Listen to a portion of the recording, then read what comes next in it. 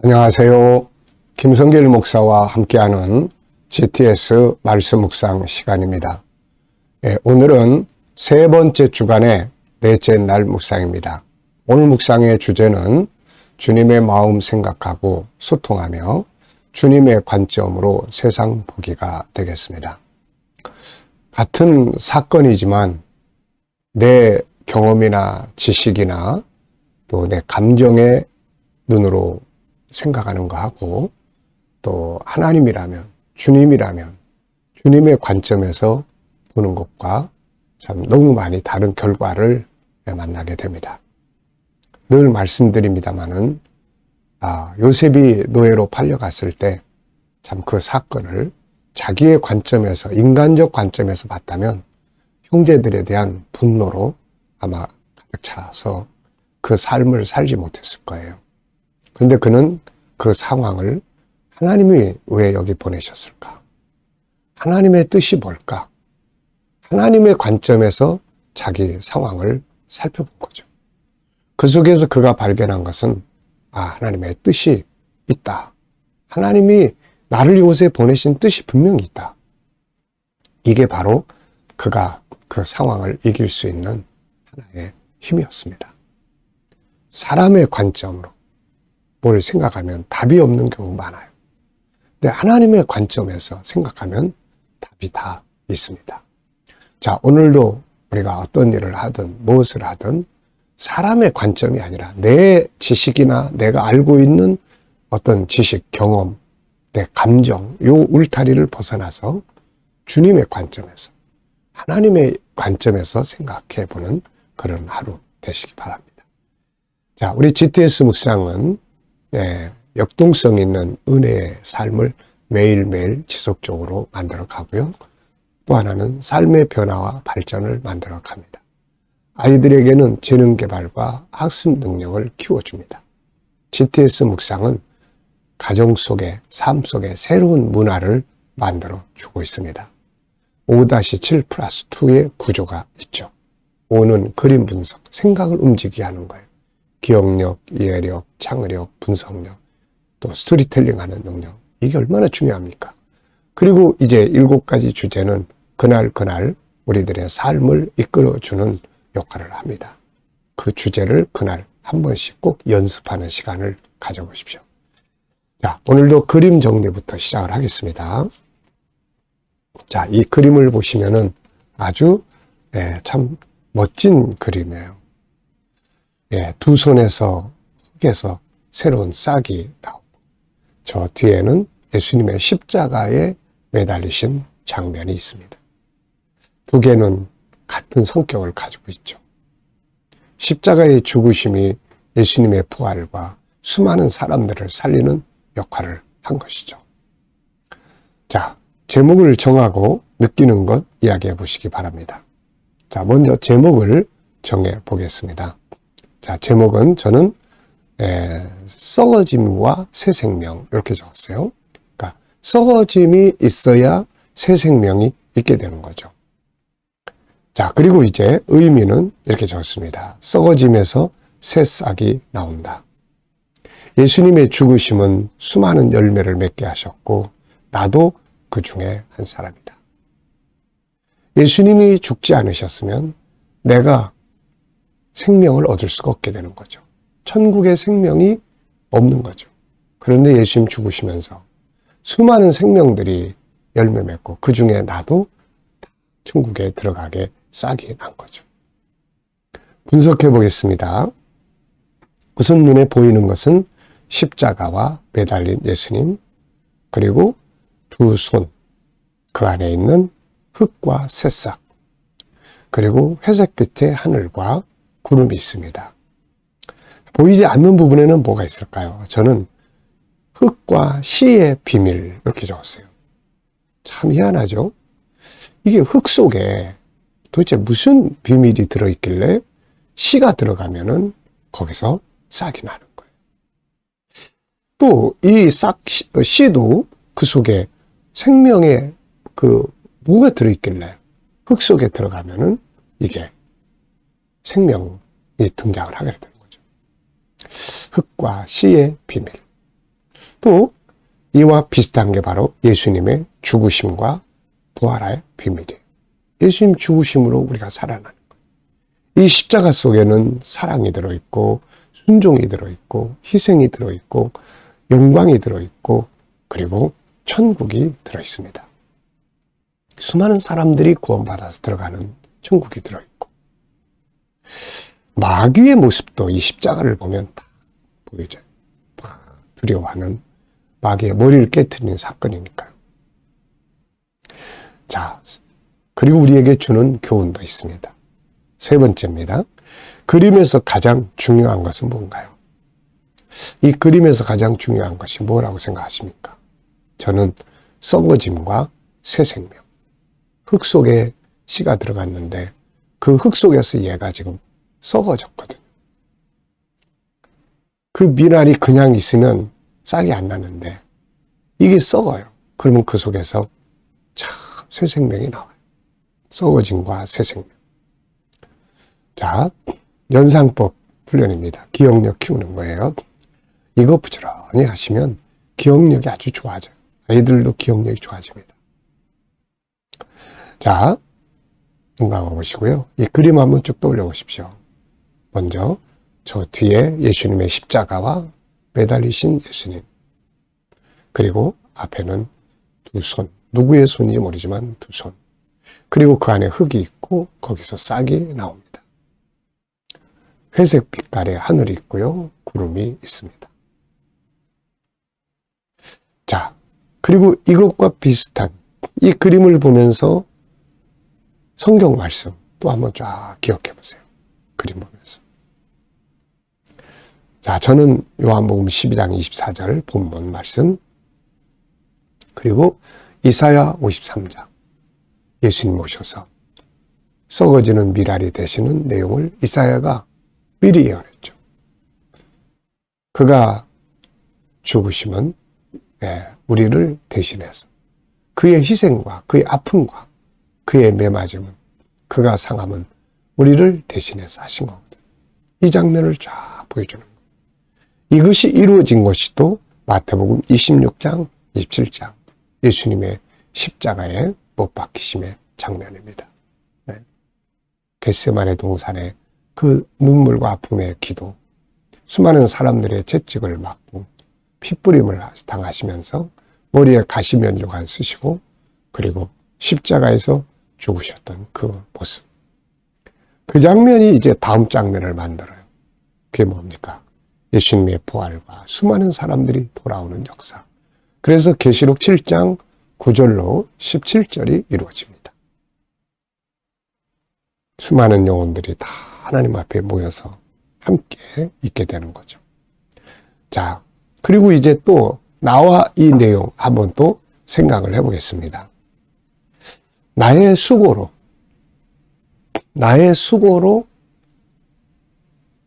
이 비슷한 것들이 있는지, 나의 수고, 작지만 나의 희생으로 뭐가 이루어지고 있는지, 누군가가 나의 희생으로 구원을 받고 있는지, 나의 수고로 이 복음이 온 세계에 전해지고 있는지, 내가 조금 더 손해보고 희생하면 누군가가 돌아오게 돼요. 좋은 관계가 이루어집니다. 자, 그리고 상상력 키우기입니다. 이 그림 가운데 두시고요. 앞에는 어떤 그림이 있으면 좋을까요? 저는 앞에는 창세기 3장 15절. 여자의 후손으로 오실 메시아. 뱀의 머리를 깨뜨리기 위해서 자기를 십자가에 죽으신 그분. 그리고 이 현재. 다음 그림은 계시록 7장 9절로 17절입니다. 수많은 영혼들이 다 돌아와서 주님과 함께 생명수 강가를 거닐게 되는 그 장면이 완성이거든요. 우리 아이들은 또 이 그림 보면서 수학 찾기 해보겠습니다. 자, 이 속에 초등학교 우리 수학 주제는 5가지예요. 도형이 있고 수가 있고 연산이 있고 측정이 있습니다.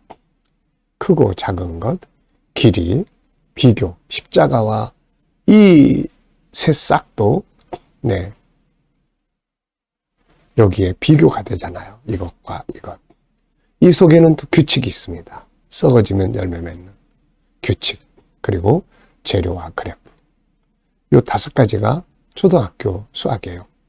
중학교도 올라가면서 이런 것들이 더 이제 확대되고 더 차원이 조금씩 높아지게 되는 거죠. 기본이 튼튼하면 하나씩 풀어갈 수 있습니다. 자, 미래를 어떻게 살고 싶은가요? 그렇다면 지금 무엇을 해야 할까요? 오늘도 한번 생각해 보시고 넘어가겠습니다. 자, 오늘 본문 읽어보죠. 구조는 1, 3, 2. 요한복음 12장 23절로 28절입니다. 예수께서 대답하여 이르시되 인자가 영광을 얻을 때가 왔더라. 내가 진실로 진실로 너희에게 이르노니 한 알의 밀이 땅에 떨어져 죽지 아니하면 한 알 그대로 있고 죽으면 많은 열매를 맺느니라. 자기의 생명을 사랑하는 자는 잃어버릴 것이요 이 세상에서 자기의 생명을 미워하는 자는 영생하도록 보존하리라. 사람이 나를 섬기려면 나를 따르라. 나 있는 곳에 나를 섬기는 자도 거기 있으리니 사람이 나를 섬기면 내 아버지께서 그를 귀히 여기시리라. 지금 내 마음이 괴로우니 무슨 말을 하리요. 아버지여 나를 구원하여 이때를 면하게 하여 주옵소서. 그러나 내가 이를 위하여 이때에 왔나이다. 아버지여 아버지의 이름을 영광스럽게 하옵소서 하시니 이에 하늘에서 소리가 나서 이르되 내가 이미 영광스럽게 하였고 또다시 영광스럽게 하리라 하시니 아멘. 자, 먼저 감사한 것도 적어보겠습니다. 어제 하루를 지내시면서 감사한 게 뭔지, 힘든 일이 많았어도 그 속에서 감당하게 하심을 감사하고요. 그 수고가 헛되지 않는다는 거 믿고 또 감사하시기 바랍니다. 자, 오늘 또 하루를 시작하면서 감사하고 싶은 것들 적어보시고요. 하루를 생각하면 야, 이 힘든 하루 어떻게 또 보내야 되나 이렇게 생각하시는 분들은 생각을 조금만 한번 바꿔보십시오. 오늘도 내가 수고할 일이 있구나. 더 발전하면 오늘 주님 감사합니다. 오늘은 내가 상 받을 일이 있네요. 상 받을 일이 있네요. 힘들고 어려운 일은 사실 상이 크거든요. 그러니까 우리가 그런 믿음의 눈으로 감사하면서 승리해 가시기 바랍니다. 세상에 그 어떤 것도 영원한 건 없어요. 끝납니다. 그리고 영원한 나라에서는 영원한 영광만이 남아있게 되는 거죠. 자, 미래에 대해서 또 감사할 거 생각해 보시기 바랍니다. 자, 오늘 주제는 주님의 마음 생각하고 소통하며 주님의 관점으로 세상 보기가 되겠습니다. 자, 먼저 1번입니다. 이 말씀 속에 나타나고 있는 주님의 마음은 무엇일까요? 하나님의 말씀 속에는 아버지의 마음이 담겨져 있죠. 저는 4가지를 적었습니다. 하나는 야, 너도 썩어지는 미랄이 됐으면 좋겠다. 그래야 아버지 뜻이 이루어지니까요. 그리고 나를 따르라. 내가 먼저 가고 있지 않니? 이 길을 나를 따르라. 그리고 너에게 맡긴 사명 잘 감당하고 와라. 예수님은 십자가에 죽으실 거를 놓고 아버지, 이때에 내가 이 일을 위해 왔나이다. 세상에 와서 뭔가 우리가 세상의 완전함 이런 것만 생각하면 잘못하면 실패감에 빠지게 되고 그래요. 근데 그게 아니라 사명의 현장으로 본다면 내게 맡긴 일들, 나는 이 사명을 위해서 왔구나. 얘는 이 사명을 위해서 왔구나. 이거를 바르게 아는 자가 복이 있습니다. 예수님도 죽기 위해서 오셨잖아요. 그리고 아버지께 영광을 돌리는 마지막은 아버지의 뜻이 이루어지는 거거든요. 자, 2번째입니다. 오늘 주님을 기쁘시게 하기 위해 할 수 있는 일은 무엇인가요? 주님을 기쁘시게 하기 위해 할 수 있는 일은 많지만 저는 오늘 3가지 적었어요. 어떤 상황에서도 감사하며 살자. 감사하며 살자. 그럼 하나님 기뻐하셔요. 2번째는 하나님을 믿고 살자. 믿음으로 살자. 하나님의 뜻이 있어. 합력하여 선을 이루실 거야. 믿음으로 이걸 믿고 사는 거죠. 주님의 관점으로 내 삶을 살펴보는 겁니다. 그러면 주님이 기뻐하시지 않을까 싶어요. 세 번째입니다. 하나님의 관점으로 나의 삶을 살펴봅니다. 오늘 주제입니다. 자, 여기 보면 내 삶, 업무, 공부, 환경, 문제, 비전, 관계, 이 다양하게 있는데요. 이 중에서 한 가지 선택해서 주님의 관점으로 한번 생각해 보시기 바랍니다. 저는 항상 거의 두 가지를 적습니다. 하나는 오늘의 나의 환경, 때로는 힘들기도 하고 그런 점 많지만 주님의 관점에서 보면은 이게 다 감사해져요. 네, 다 감사해집니다. 그리고 선을 이루실 것, 하나님이 뭔가 하실 것, 기대감, 주님의 관점으로 보는 게 사는 길입니다. 또 미래 비전, 이것도 내 관점에서 보면 염려되는 것들도 있지만 그러나 주님의 관점에서 보면은 이게 아주 좋은, 하나님의 말씀에 나쁜 게 어디 있습니까? 다 합력하여 선을 이루실 거다. 넉넉히 이길 것이다. 생각하는 것보다 더욱 넘치도록 하실 것이다. 다 하나님의 관점에서 보면 다 좋습니다. 질문 만들기입니다. 25절입니다. 자기의 생명을 사랑하는 자는 잃어버릴 것이요 이 세상에서 자기의 생명을 미워하는 자는 영생하도록 보존하리라. 자, 저는 질문을 이렇게 만들었어요. 이 속에 있는 진리의 의미는 뭔가? 이 속에 있는 의미. 자기 생명을 미워하는 자는 잃어버린다. 사랑하는 자는 잃어버린다. 자기를 막 아까워하니까, 아끼니까 희생 못하는 거거든요. 근데 자기를 미워하는 자, 이 사람은 자기를 버릴 수가 있어요. 그래서 영생하는 생명을 얻게 되는 겁니다. 저는 의미를 잃고자 하면 얻고, 얻고자 하면 잃는다. 이렇게 적어봤습니다. 두 번째는 나의 비전에 대한 질문이에요. 여러분들도 여러분의 비전에 대해서 질문을 만들어 보십시오. 저는 나의 비전을 이루기 위해 더 준비해야 할 건 뭔가? 항상 하나는 건강 관리 잘하고 또 하나는 GTS의 전문가, 학습, GTS 문화, GTS 참 연구할 게 이 GTS라는 틀 안에서 연구할 게 많은 것 같아요. 이게 그래서 요즘 이런 걸 하나 더 많이 연구하고 생각하고 삽니다. 자, 오늘도 묵상하겠습니다. 오늘 혹시 제 얼굴이 이렇게 또 자세하게 보시는 분들이 계시더라고요. 근데 제 얼굴을 지금 보면은 좀 울긋불긋한 것들이 좀 있어요. 점을 빼서 그렇습니다.